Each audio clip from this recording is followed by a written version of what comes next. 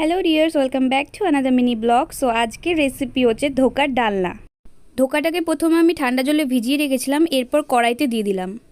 এটা একটা মণ্ড তৈরি না হওয়া অবধি এটাকে নাড়াচাড়া করতে হবে। এরপর একটা থালাতে সর্ষের তেল লাগিয়ে এটাকে এইভাবে শেপ করে ঠান্ডা করতে দিতে হবে। ঠান্ডা হয়ে গেলে একটা চাকুর সাহায্যে এইভাবে বরফি আকারে কেটে নিতে হবে। কত সুন্দর লাগছে দেখতে।